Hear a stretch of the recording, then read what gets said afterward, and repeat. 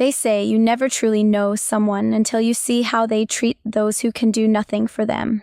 For 10 years, I thought I knew Sarah. I thought our marriage was a sanctuary built on mutual respect and shared values. We had a beautiful home, 2 successful careers, and a life that looked perfect from the outside, but perfection is often just a thin veil covering a cold reality. My world didn't crumble all at once. It began with a whisper of indifference that grew into a deafening roar of betrayal. My mother, Elena, had always been my North Star.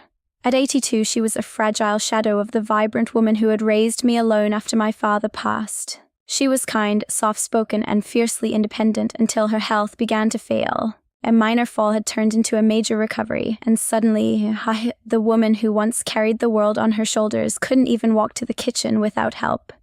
I moved her into our guest room, thinking my wife would understand. After all, family is everything, or so I thought.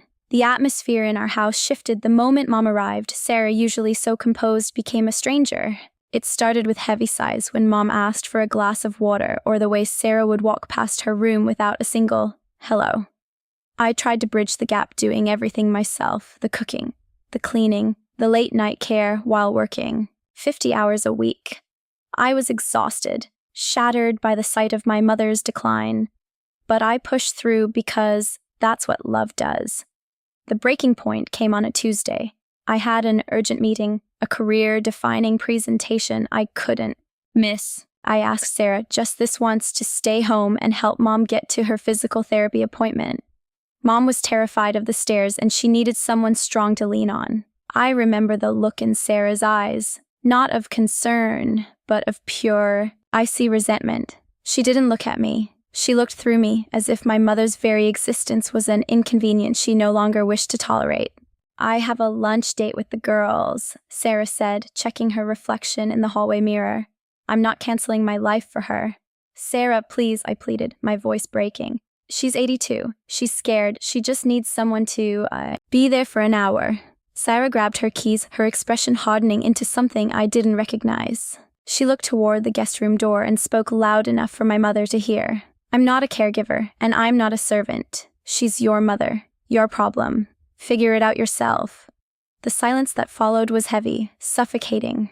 I watched her walk out the door, the click of her heels sounding like the final nails in the coffin of our marriage. I stood there, broken, realizing that the woman I loved was a stranger with a heart made of stone. I walked into the guest room, and my heart shattered into a million pieces. My mother was sitting on the edge of the bed, her coat already on, her small suitcase packed beside her. She had heard everything. Her eyes were red, but she wasn't crying. She looked at me with a profound, quiet dignity that made my chest ache. "I'm a burden, aren't I?" she whispered. Those 5 words destroyed me more than Sarah's cruelty ever could. I spent that day in a daze of painful clarity. I didn't go to my meeting. I didn't call Sarah. Instead, I sat with my mother holding her hand and realized that for years I had been making excuses for Sarah's selfishness. I had called it ambition or independence, but it was actually a profound lack of empathy. While I was building a life with her, she was only building a life for herself. The betrayal wasn't just the words she spoke. It was the realization that she never truly loved me, because you cannot love a person while despising the people who made them who they are. That afternoon, I began to see the patterns I had ignored. Sarah had convinced me to put the house in her name for tax reasons last year. She had slowly alienated me from my siblings. She had been quietly draining our shared emotional reserves until there was nothing left for anyone but her. I felt exposed, foolish for trusting a woman who viewed compassion as a weakness. But as the sun began to set, the pain started to morph into a quiet, cold strength. When Sarah returned that evening, she acted as if nothing had happened. She laughed about her lunch, complained about the traffic, and asked what was for dinner. I looked at her, really looked at her, and saw the emptiness behind the designer clothes and the perfect smile. I didn't argue. I didn't yell. I simply told her I was taking Mom to a specialized recovery center for a few days so she could get the professional care she needed.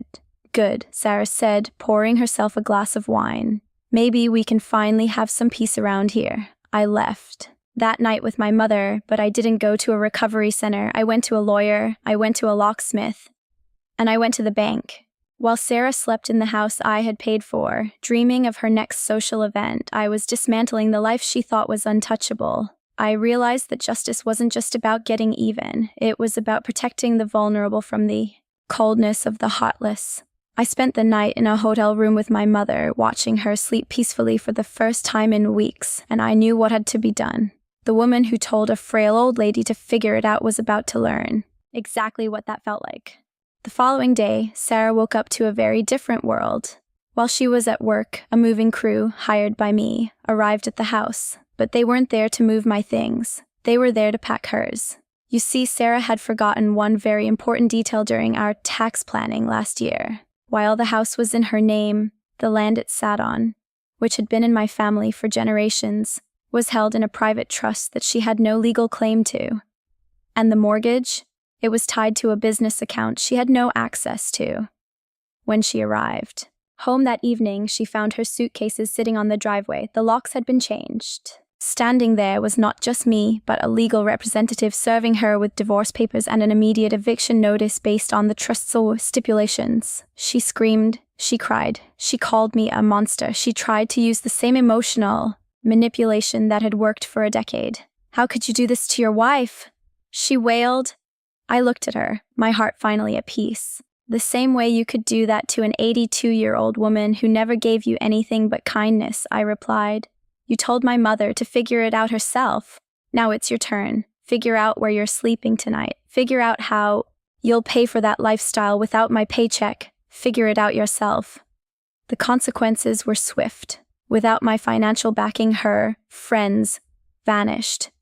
The image she had worked so hard to maintain crumbled as the truth of her cruelty toward a helpless elderly woman spread through our circles. She had sought to isolate my mother, but in the end, she was the one who ended up completely alone. Mom and I moved into a beautiful, sun-drenched cottage by the sea. She spent her final years surrounded by flowers, music, and people who actually cherished her presence. I learned that day that some bridges are meant to be burned so they can no longer be used as pathways for pain. Justice isn't always loud. Sometimes, it's just the quiet click of a door closing on someone who never deserved to be inside. I lost a wife, but I found my soul again. And more importantly, I made sure my mother never had to figure it out alone ever again.